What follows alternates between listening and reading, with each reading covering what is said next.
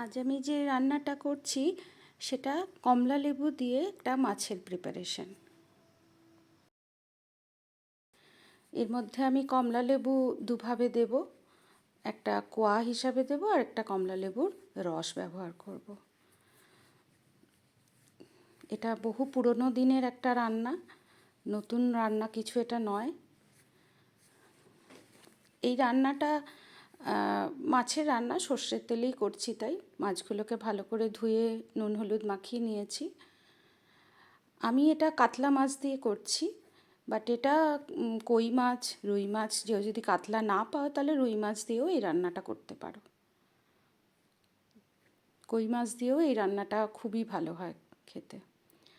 আর এবার লাগবে এটার জন্য আমার কমলা লেবু, তাই কমলা লেবুগুলোর থেকে আমি একটু রস বের করে নেব এর। এখন বাজারে কমলা লেবু প্রচুর, এখন কমলা লেবুর সিজনও, আর প্রচুর কমলা লেবু বাজারে। তাই ফ্রেশ কমলা লেবুর জুস এই রান্নায় একটা অন্য মাত্রাই যোগ করে, ভীষণ ভালো লাগে খেতে।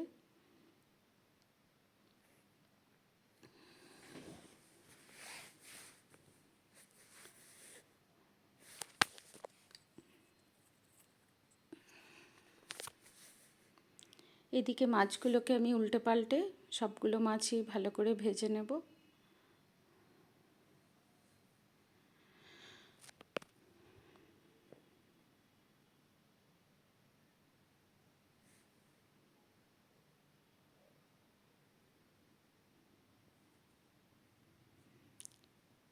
মাছটা ভাজা হতে হতে এদিকে আমি এই রান্নাটার জন্য যে ঝোলটা বানাতে যে মশলাটা লাগবে সেটা রেডি করে নিচ্ছি। এর জন্য লাগবে একটু খালি পেঁয়াজ আর আদা, এই দুটোকেই আমি বেটে ব্যবহার করব।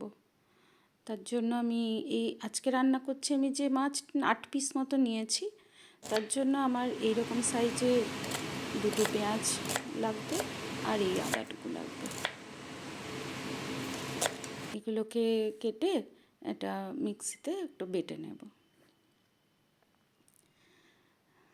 আগে আমি একটু জল ছাড়াই এটা মশলাটাকে আগে একটু ঘুরিয়ে নিই।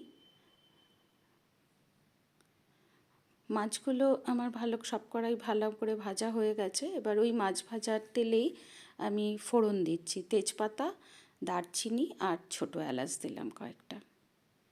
এই ফোড়নটা দিয়ে আমি গ্যাসের ফ্লেমটাকে বন্ধ করে দিচ্ছি।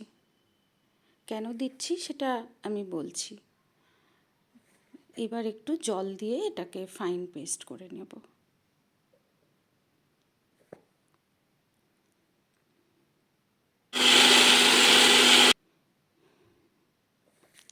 এদিকে এই যে মাছ ভাজার পর, ফোড়ন দেওয়ার পর এই যে গ্যাসটা বন্ধ করে দিলাম, তেলটা অল্প একটু ঠান্ডাও, একটু হিটটা কমেছে। এই পর্যায়ে আমি একটু লাল লঙ্কার গুঁড়ো আর হলুদ গুঁড়ো অ্যাড করলাম। তেলটা দেখে বুঝতে পারছো একদম ঠান্ডা হয়নি, দেওয়ার সঙ্গে সঙ্গে একটু ফেনা হলো। কিন্তু গ্যাসের ফ্লেমটা জ্বালানো অবস্থায় যদি এই শুকনো মশলা দুটো দিতাম তাহলে পুড়ে যেত। সেই কারণেই গ্যাসের ফ্লেমটাকে বন্ধ করে আমি দুটো মশলা দিলাম। এবার আমি পেঁয়াজ আদা বাটাটাও এর মধ্যে অ্যাড করে দিলাম, আর গ্যাসের ফ্লেমটাকে এখন আমি আবার অন করে দিয়েছি।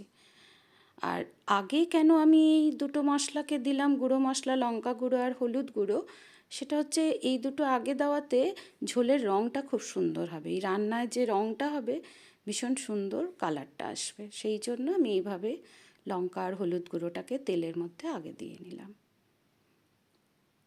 এবার মশলাটাকে ভালো করে কষাতে হবে যতক্ষণ তেলটাও সাইড থেকে না ছাড়ে আর পেঁয়াজ আদার কাঁচা যে ফ্লেভারটা সেটা চলে যায়, ততক্ষণই মশলাটাকে ভালো করে কষাতে হবে। ততক্ষণ আমি এদিকে আবার কমলা লেবুর কোয়াগুলোকে পরিষ্কার করে, সাদা অংশগুলো ওই সুতোর মতন ওগুলোকে ছাড়িয়ে পরিষ্কার করে এই বীজটাকে ফেলে দিই। বীজটাকে ফেলতে গেলে এইভাবেই কোয়াটাকে কাটলে খুব সুন্দরভাবে বীজটা পরিষ্কার করা যায়।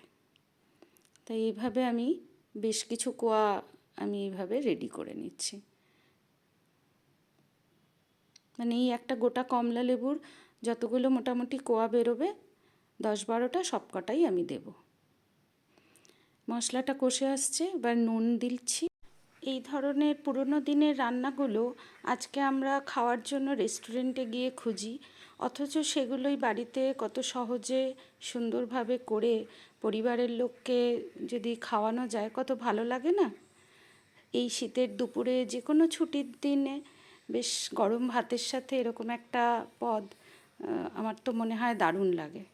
তোমরাও ট্রাই করে দেখো। এবার আমি মশলাটা যেহেতু কষে এসছে, হয়ে গেছে আমার কষানো, আমি একটু এবার জল অ্যাড করছি আর কটা গোটা কাঁচা লঙ্কা দিয়ে দিলাম। জল বুঝে দেব, কেননা আমি যেহেতু কমলালেবুর জুস অ্যাড করব, সেই জন্য আগেই অতিরিক্ত জল দিচ্ছি না। জলটা বুঝে, এই যে 6টা কমলালেবু আমার মানে দিয়ে এই রসটা বেরিয়েছে, এই এতটা রস আমার লাগবে আজকে এই 8 পিস মাছের ঝোল বানাতে। এবার এটা আমি দুভাগে দেব, ওই জন্য একটু দেখে দিচ্ছি, মানে কিছু হাফ পোর্শান এখন দিলাম, আর হাফটা আমি ঠিক ঝোলটা যখন পুরো রেডি হয়ে যাবে ঠিক নামানোর আগে হাফ পোর্শান দেব বাকিটা।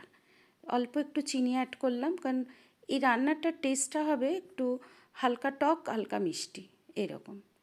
কমলালেবু এখন যদিও খুবই মিষ্টি, তবুও রান্না করার পর না অতটা মিষ্টত্ব ঠিক থাকে না, সেই জন্য আমি ওই চিনিটুকু অ্যাড করলাম অল্প।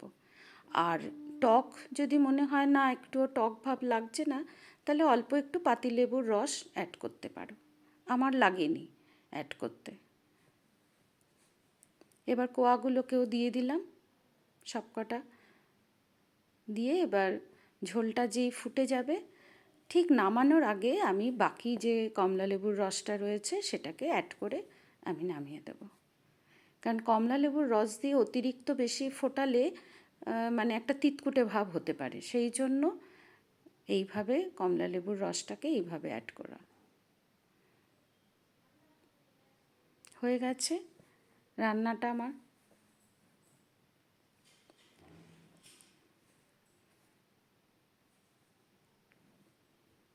দেখেছো ঝোলের রঙটা খুব সুন্দর হয়েছে,